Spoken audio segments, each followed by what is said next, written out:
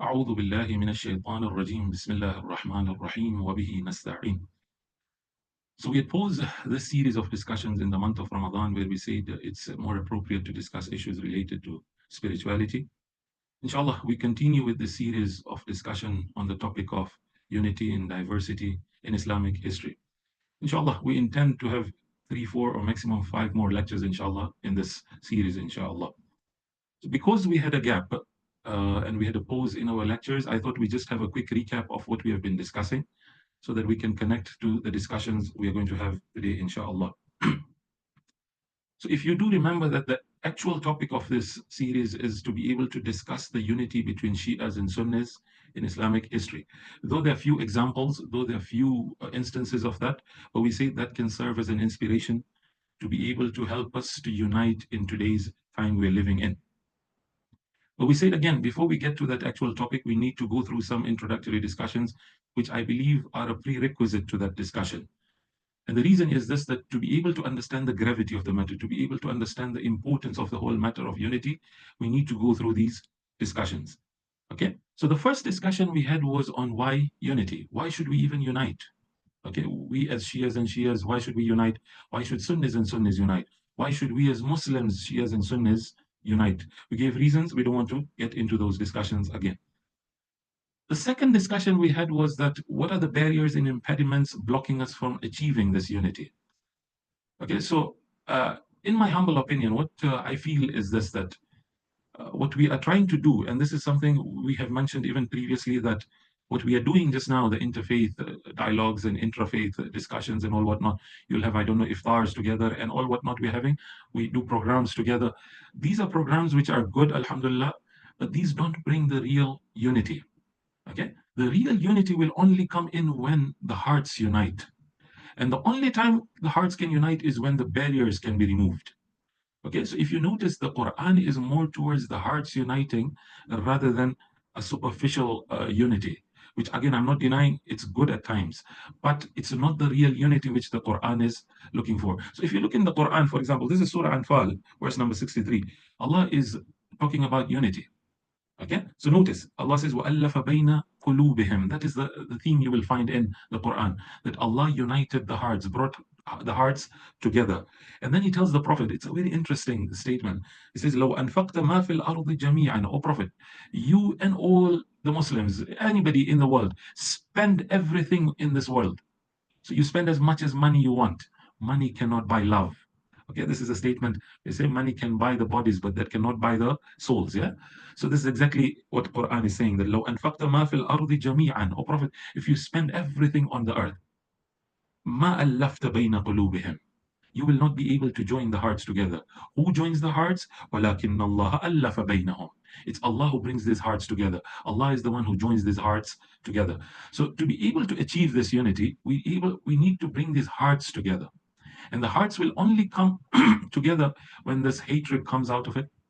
Okay, we remove this, the Quran calls it ghil, ghillan lilladina amanu. Okay, oh Allah, remove this kind of hatred I have for the believers. And this is what Allah says in the Quran. So, so the example normally I give is that, so the question then comes in, what? Are we going to unite in terms of every belief should unite together? Should we agree on everything? No, we don't agree on everything. Rather, with our disagreement, we love each other. So the example you can give is the example of a husband and wife, a family life. These two husband and wife come from two different backgrounds. Okay, totally, they might be even totally different, but they learn to live together despite their differences. And there's love in that family. The hearts are together. And this is similar to what Allah wants from us, the Muslims, and then humanity at large. Okay, so in my humble opinion, we cannot achieve this unity unless these barriers are actually removed. Then the third discussion we had was, we suggested some solutions that if we want to go forward with these with this unity, then there's some solutions which we propose. Again, we don't intend to go in those discussions and repeat those discussions. Discussion number 4, which I believe was the most sensitive discussion, and we're still continuing that discussion. The reason I mentioned it's sensitive, it's because now we're discussing the disputes within Shiism and within Sunnism. and it becomes sensitive because we follow a madhab, and then somebody tells us about the disputes and the conflicts which go on in that madhab. It just arouses some feelings and sensitivities. But we say that we need to go through those discussions. And the reason we mention this, that why should we be discussing these discussions? One is to be able to understand how much have we fought, okay, how much disputes have we had. All what I've been repeating for this whole series is that it's enough now that we have fought enough. It's enough of fighting. We need to come together. Okay, so that was reason number one as to why we are bringing these sensitive discussions. Reason number two as to why are we discussing these sensitive discussions is because we want to give this understanding and this picture that Shiism and Sunnism is not monolith and uniform. Okay, if somebody tells you that Shiism is uniform, he's just either not aware of what's happening, or he's either ignorant of the reality. Okay, or if somebody tells you the same about Sunnism, it's the same thing then. Okay, either they're not aware or they're ignorant. Okay, so they're ignorant or they're pretending to be ignorant. So what we're trying to prove is that Shiism and Sunnism is not monolith and it's not uniform, rather it's diverse. And this is where one of the solutions comes in, is that the only way to be able to achieve this unity is to be able to live with this diversity, live with these differences. The same way the husband and wife live with these differences, they love each other despite their differences. Okay? And reason number three, which I believe is even very important, and this is something I've been stressing upon, and I'll be stressing upon as we even go further, the importance of methodologies. Okay, to clarify our methodology. If you notice, and this is a claim I make, hopefully it's not a wrong claim, 50% or 60% of the disputes in within religions are because of methodologies. It's because we don't clarify our methodologies, and that is why we are having these discussions and these disputes. Okay, so these are the three reasons we mentioned why we're getting into these sensitive discussions. Okay, so now we are at the moment now discussing, we have already discussed the disputes and the differences within Sunnism. We are discussing the disputes and differences within Shiism. Now, this is something also we had mentioned before, and I wish to repeat it again, that this is my humble belief that if we don't unite at home, then we cannot unite outside. That means if Shias and Shias cannot unite together, then we forget that we can unite with the greater Muslim Ummah. If the Sunnis and Sunnis cannot unite together, then we forget that the Sunnis can unite with the greater Muslim Ummah.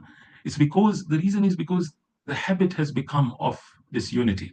Okay, so just to give an example, I'm just going into a tangent, but it's a fiqh example, but I wish to relate it to my topic.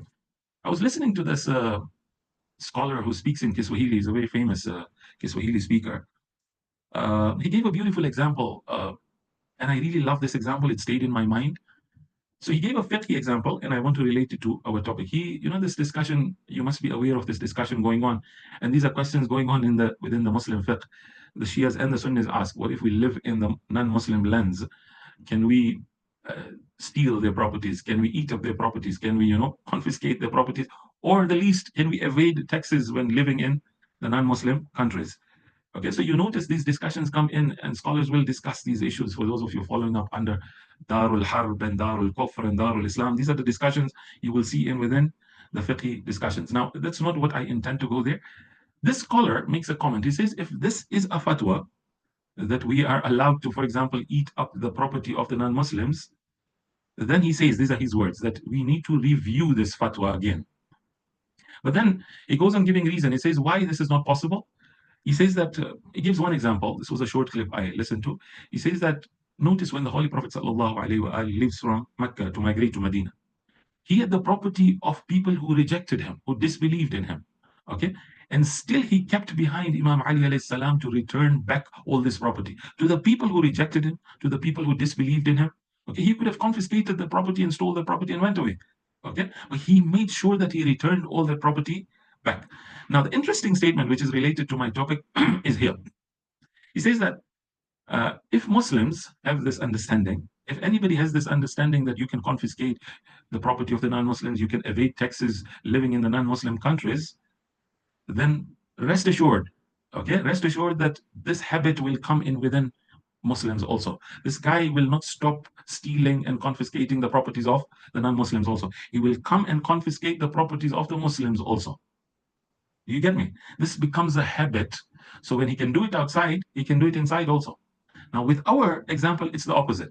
If we cannot unite inside, okay, it becomes a habit to just have disputes and fights.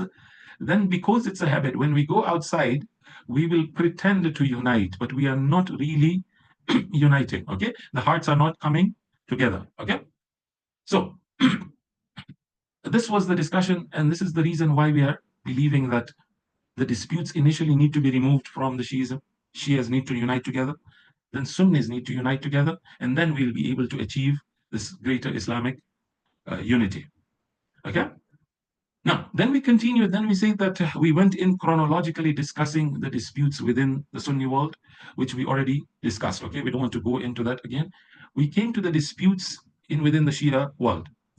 Within the Shia world, we gave one example about Zaydism, and we discussed the whole sect of Mutrafiyya. And because we are not discussing with the Zaydi audience, we don't want to continue this further. Then we came to the disputes and the differences within Shia Ithna Ashariya or Imamiyya or the 12ers, whatever the name we want to use. In our last lecture, we discussed the differences and the disputes at the time of the Imams alayhim salam. Now, anybody who comes and tells you that at the time of the Imams, everything was okay within the companions and it was all sorted, again, I would say that this person is either unaware or is pretending to be unaware, okay?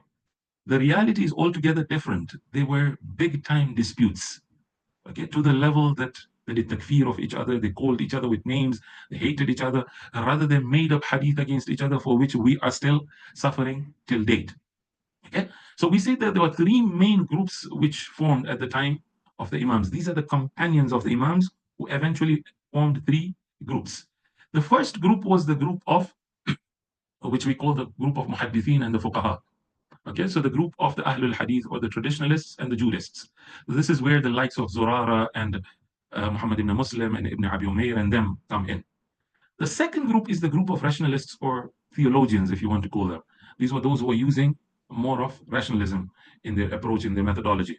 The likes of Hisham bin Hakam and Yunus ibn Abdul Rahman and them. Okay. The third group is the Batini group. Okay, those who were inclined towards esoteric understanding of Shiism.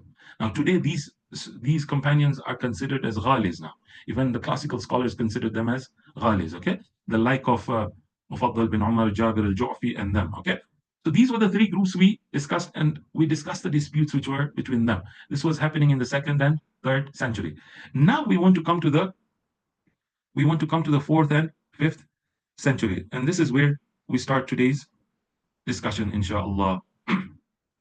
Okay. Notice again, methodology. I can't stress on this more. Again, you notice that this disputes between rationalists. Now, in the rationalists come the school of Baghdad, where the likes of Sheikh Mufid and Sayyid Murtada and Sheikh Tusi come in. And then the Muhaddithin and the Ahlul Hadith or the traditionalists, these are the likes of Sheikh Kulayni and Sheikh Saduq and the company. Okay. Now, I will focus only on 4th and 5th century for today, for you to be able to go and understand and grasp this whole issue and sit down over it as to how much methodology created a lot of these differences. Okay, so we start. This is the 4th, 5th century. I quote the statement from Ayatollah Khoui. Sayyid Khoui in his Mu'jam Rijal al-Hadith discusses this issue. You notice that some of our scholars within the Shia scholarship have questioned the reliability, leave alone the scholarship, the reliability of Sheikh Saduq. So if you go in the books of Rijal, you will not get an entry on Sheikh Saduq where it says Sheikh Saduq Thiqa. He was trustworthy and reliable. Now, because of that, some scholars have now gone on to question the reliability. Okay, I'm repeating this. The reliability, not the scholarship, the reliability of Sheikh Saduq. That was even reliable. That means if he quotes a hadith for you, then is he even reliable or not? Okay, so notice. Sayyid al-Khoui says that فَمِنَ الْغَرِيبِ جِدًّا. It's very strange that some of the teachers of Muhaqqiq al-Bahrani, okay, Muhaqqiq al-Bahrani, another Akhbari and a traditionalist scholar. And then when I use these terminologies, please, this is one thing we need to be careful of, that when we use these terminologies, I'm not using it in a derogatory term. It's something they themselves were proud of. Okay, so when we say somebody's an Akhbari, it's something they were proud of. Unfortunately, today's Akhbaris, as we go further, we might allude to it, they are not proud of being akhbaris or whoever they are. If they are theologians, they are not proud of being theologians. The akhbaris of that time were proud to be called akhbaris, and they were real akhbaris altogether. Okay, so we are not using it in a derogatory term, rather we are using it in an academic term. So some of the teachers of Muhaqqiq al-Bahrani, so we say another akhbari scholar, they have questioned, rather they have an issue regarding the hesitation about the reliability of Sheikh Saduq. Again, reliability, not even his scholarship. Okay. Now, Sayyid al-Khuwi then says that I believe this is a deviation in judgment, because if you start questioning the reliability of Sheikh Saduq, then you have to bid farewell to fiqh altogether. Jurisprudence has to be said salam to. Okay, because one of the canonical books of Shiism comes from Sheikh Saduq. Okay, now Sheikh Saduq, if you now say that he is not reliable, then you have to bid farewell to the whole science of fiqh. Okay, this is example number one. So questioning the reliability of Sheikh Saduq. It goes further. Now, on the opposite side, you look at what Sheikh Saduq does now. Now, some of you might be aware that the way the Sunnis had the debate on the creationism of the Quran, which we discussed partially in our previous discussions, one of the hot discussions within Shiism was the discussion of Sahwun Nabi, sallallahu alayhi wa alihi. So this whole discussion whether the Prophet can forget, does he even forget? So with that also the Imams alayhi salam come in. Yeah. So can they forget? Okay, rather some of the terms they use are, can Allah make them forget or not? Whatever the discussion. This was a very hot discussion and a very controversial discussion during the 4th and the 5th century. So notice what Sheikh Saduq quotes in his Man La Yahduru al-Faqih. This is a very famous statement from him that أول درجة, he's quoting his teacher Ibn al-Walid. That means Ibn al-Walid also, his teacher also used to believe in the same thing. Okay, that the first stage and the first degree of ghulu and extremism is to deny that the Holy Prophet can forget. Can you see where to where now? Okay, today we believe the opposite. But at that time, the first degree of ghulu and extremism was that if you deny the forgetfulness of the Prophet sallallahu alaihi wasallam. Now, I would like to clarify this also, that this is a wrong conception within some of the people within the Shia world, that it's only Sheikh Saduq who believes in this opinion. Rather, no, there are few scholars you can quickly mention the name who believe in this understanding. Till contemporary, we have some scholars also who believe in this opinion that the Holy Prophet and the Imams alayhi salam can forget. Okay, or the terminology they use is that they're made to forget. Now he's accusing who? The Baghdadis and the rationalists of ghulu. Can you see this? This is another stage of disputes which was going on in that period. Now, just to continue, it's important to understand the methodology of these muhaddithin and these traditionalists. Notice, Sheikh Saduq goes on by saying that if it was permissible to reject the narrations transmitted on this matter, so there's several narrations on this whole topic of the Holy Prophet forgetting. Okay. Now, if you are to reject all these narrations on this topic, then it would be permissible to reject all narrations. Now, if you start questioning so many narrations, then you are allowed to reject the whole hadith corpus altogether then, and say all the narrations are fabricated then. And that would then, Sheikh Saduq says that would nullify religion and Sharia altogether. And then he makes an interesting statement. Wallahi, you come and understand the period then, what was happening. He says, I seek reward from Allah for compiling an independent book on the topic of the forgetfulness of the Prophet. That means he's also waiting for reward from Allah, that Allah will reward him for writing a book on the topic of forgetfulness of the Prophet. This is what was happening in that period. Okay, this is the muhaddithin now accusing the rationalists of ghulu. Let's go further now. Now come to the rationalists and how do they respond. One of the issues which the rationalists, the likes of Sheikh Mufid and Sayyid al-Murtada and Sheikh Tusi had with the muhaddithin, these are the likes of Sheikh Saduq and Sheikh Kulaini and them, is they used to believe that they're literalists. They read hadith literally, they don't comprehend, they don't understand. And these are their words, which I will come and quote, okay? The words are the criticism is very harsh, and I'll just quote them because it's there in our books to show you that where did it reach, these disputes. So this is the problem they see within the muhaddithin, okay? So look at this. This is Sheikh Mufid in his Tashih al-I'tiqad. He's discussing the issue of taqiyya, which I don't want to get into it. He says that Sheikh Saduq, followed the approach of the people of hadith. Okay? What was the approach of the people of hadith? بالعمل على ظواهر الألفاظ والعدول عن طريق الاعتبار. Okay? The problem with the likes of Sheikh Saduq and the Muhaddithin, according to Sheikh Mufid, is that they'll stick to the literal meaning. They don't want to sit down and comprehend. They come out from the tariq al-i'tibar, okay, the thinking and comprehension. They don't want to do it. They just want to stick to the literal meaning. And then Sheikh Mufid goes on to say that وَهَذَا رَأْيٌ يُضَرُّ صَاحِبُهُ فِي دِينِهِ. This then affects the person. Okay, if you have such an understanding that everything is literal and you have to understand everything literally, then it will affect your understanding in religion. Okay, so now Sheikh Mufid is telling Sheikh Saduq that we are finding your understanding faulty. وَيَمْنَعُهُ الْمَقَامْ عَلَيْهِ عَنِ الْإِسْتِبْصَارِ. Okay, then they will not reach the insight which is required in religion. This is Sheikh Mufid talking about Sheikh Saduq.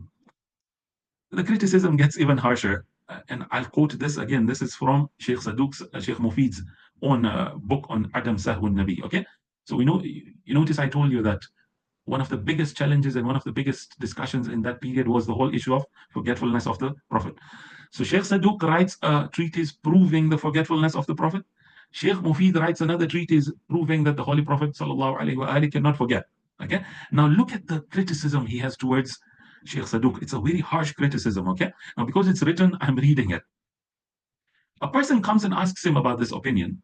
So he says that حكيته عن هذا الرجل. Notice he doesn't even mention his name. Okay, what you mentioned from this person, that means Sheikh Saduq, rahmatullah alayh, we have confirmed, Sheikh Mufid says, we have confirmed that this is actually his opinion. Now, look at the criticism now. He says, قَدْ تَكَلَّفَ مَا لَيْسَ فِي شَأْنِهِ. Okay, wallahi, I don't know how do I say this.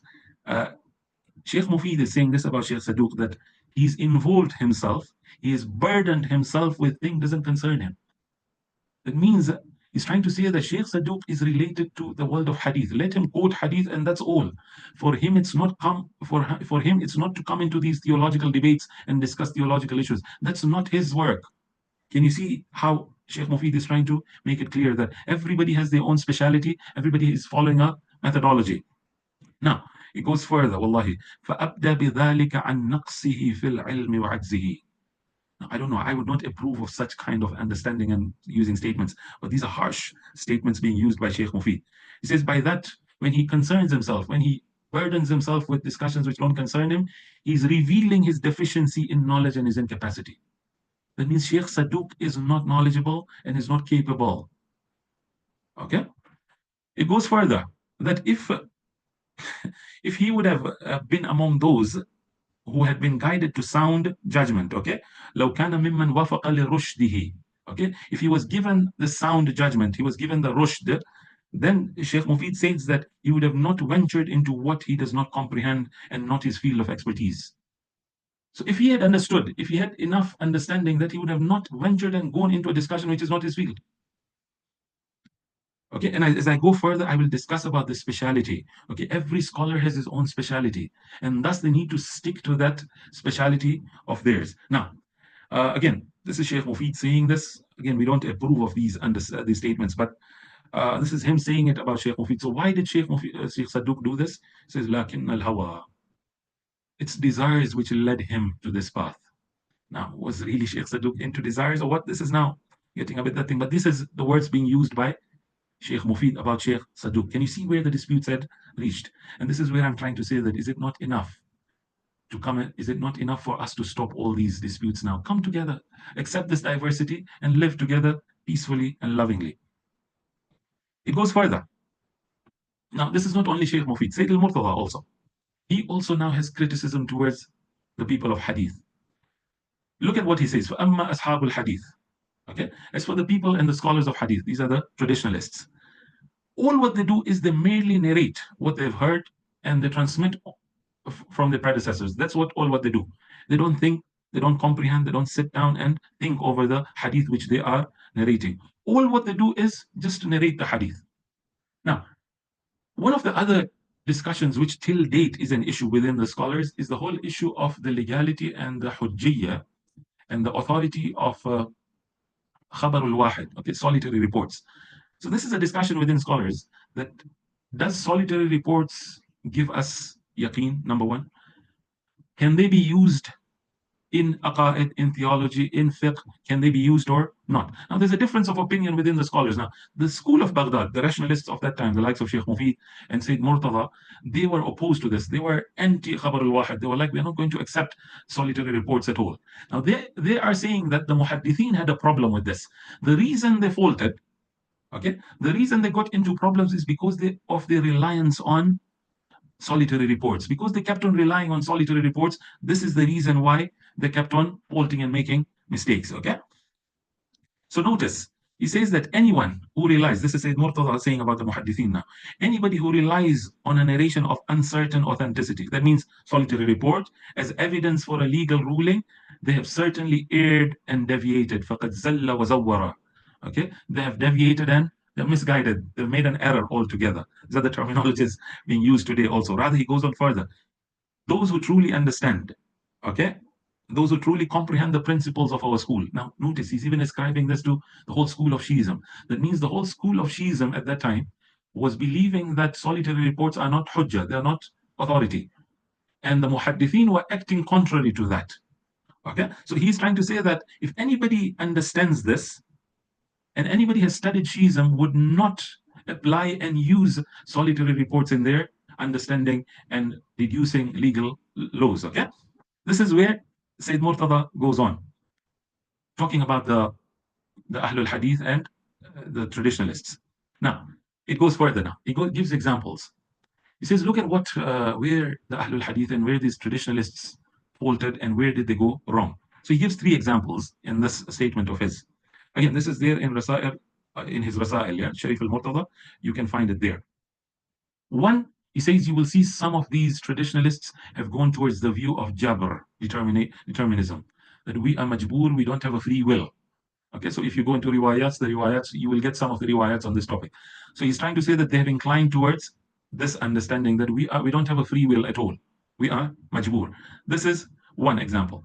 The second example he gives is of anthropomorphism, tashbih, that does God have a body or not? Again, you will find riwayats in this category also within our books also.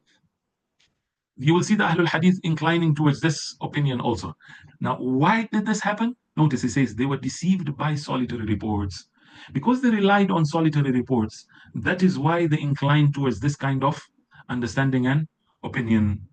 Now, he then goes on further. He says that those who have alluded to this, those we have alluded to in this heedlessness might even cite a narration they themselves did not transmit. Okay, so now he's faulting them further. He's showing their faults. The problem with Ahlul Hadith and the traditionalists is this, that they will transmit any hadith which comes. They themselves did not transmit, but they will narrate it. They did not hear it directly from the narrator, they will still narrate it. Rather, they will not even confirm the reliability of the narrator. They will just narrate that hadith in their books. Okay, now, when you ask them, this is what Sayyid Murtada is saying, that when you ask them that why did you adopt this opinion? Why did you choose this opinion and position? They will reply by saying that because I found it in such and such a book attributed to the narration and of so and so. Can you see? This is an answer which till date you get this, strangely even from scholars, that when you go ask them, where do you get this position from? They'll say, it's written in this book. But did you confirm about that book? And they just say, because it's written in that book. So I remember having a discussion with a group. This is an issue which this is a famous hadith which gets quoted whenever that a group of people, they don't like opposite scholars, they will quote this hadith a lot. This famous hadith which says that the ulama usu, the evil scholars, are worse than Yazid.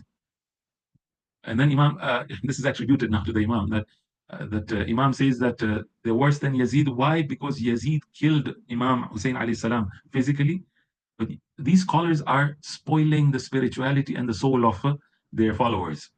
So I remember this hadith is quoted in Ihtijaj. Now, Ihtijaj is a 6th century book.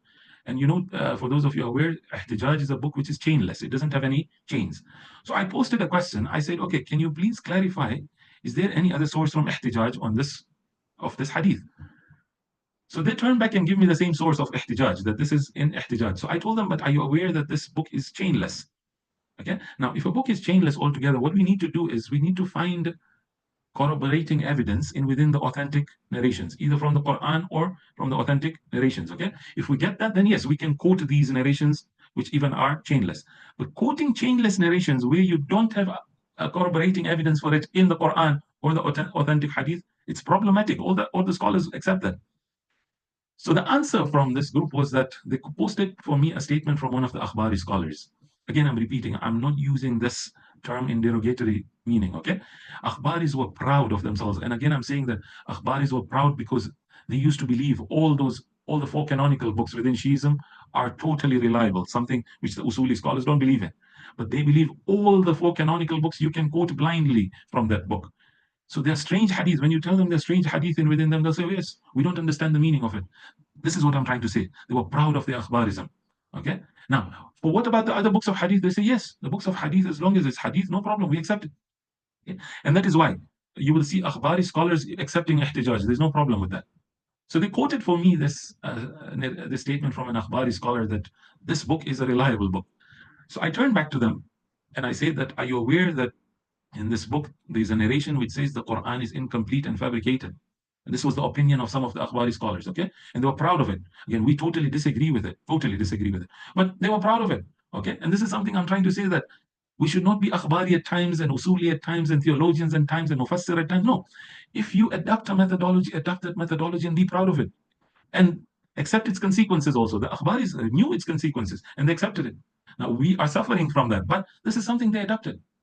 Okay, and we would say that's what the ijtihad took them to. It's totally, we disagree with that altogether. Okay, so I remember when I asked them, this group of people, that, okay, tell me, are you aware that this book has a riwayah in within it that talks about the incompleteness of the Quran and the Quran being fabricated? And suddenly there was a silence. Okay, and this is what's happening. This is exactly what Sayyid al-Murtada is talking about. That when you ask these akhbaris that, okay, where do you take this opinion from? They will tell you from a certain book, from a certain narrator. Have you confirmed? Nothing. It's just because it's there in a certain book. Okay. Now, another point to make here is this: that some of the people will. I remember I have been told also the same thing. When you question some of the ahadith, which are the strange ahadith in our books, they will tell you, don't question them. Okay. You just leave it. Say that we don't understand it. Now, notice this is a methodology of some of our scholars. They rejected some of the ahadith. Okay. Yes, the Akhbari scholars accept ahadith, but the Usuli scholars, rather I would say the Baghdadi scholars and the rationalist scholars, they were rejecting ahadith. They didn't have issues with rejecting ahadith. As we go further, I'll give another example also. Okay, so one example Sayyid al-Murtada gives was of Jabr, okay, that we don't have a free will. Second was anthropomorphism, tashbih. And the third example Sayyid al-Murtada gives, again, an issue still prevalent till date, is that when we have conflicting narrations, so you are aware that in Shia corpus and in Sunni corpus, ahadith are conflicting and contradicting with each other. One of the solutions some scholars are providing now, according to Sayyid al-Murtada, this is an issue coming from Ahlul Hadith, from the traditionalists, that because they rely on khabar wahid and solitary reports, this is the reason they faulted on this issue. So one of the solutions being provided is this: that look at what the Sunnis are saying and do the opposite and believe in the opposite. Okay, khilaf al-mukhalifat al-amma, the way they call it. So Sayyid al-Murtada says that فَهَذَا الْعُمْرِ دَوْرِ, okay? This is dawr. This is a circular reasoning. Why? Because you're using one solitary report to prove another solitary report. It doesn't happen like that. Okay, this is a circular reasoning, and thus it shows that he didn't accept this theory altogether. And the final statement I would like to mention, and I finish today's discussions.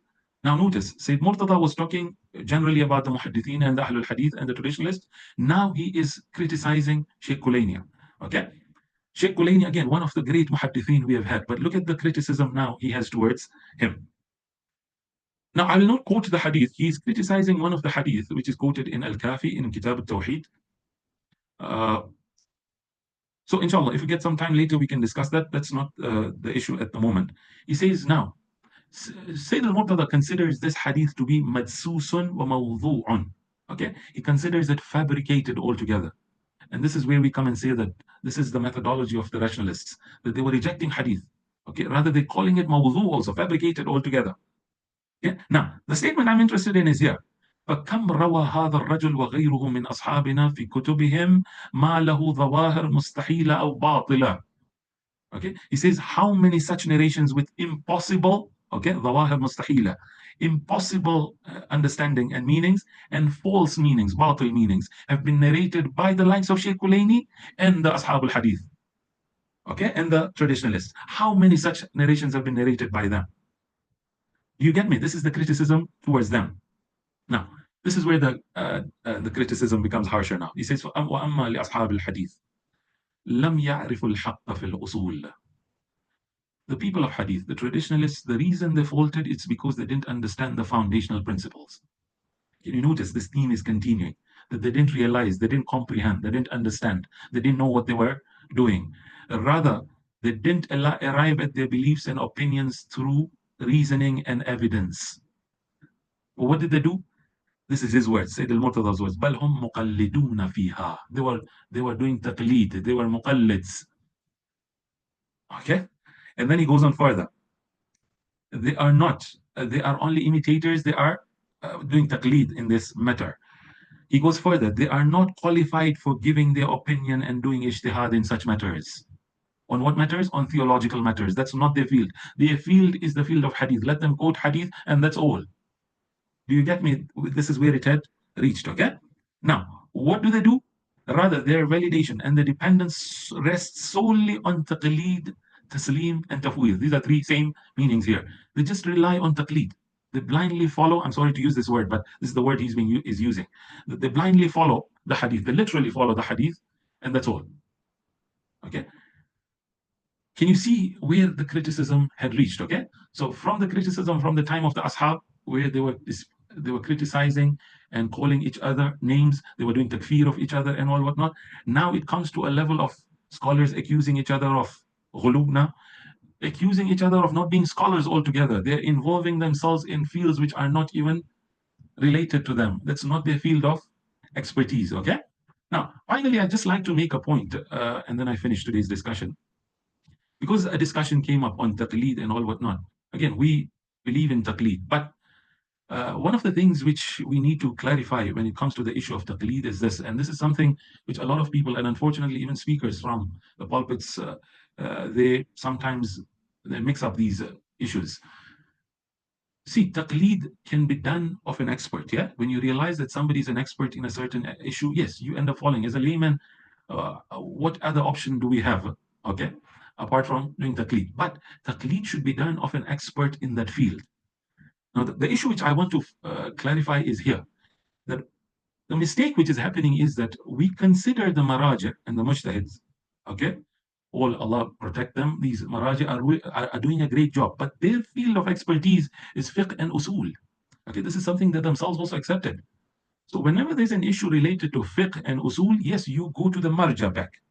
Okay, but now when you have issues in regards to tafsir, then you have to go to a marja in tafsir, not a marja in fiqh or a marja somewhere else. A marja in tafsir. When you have an issue in aqaid and theology, you go to a marja in aqaid and theology.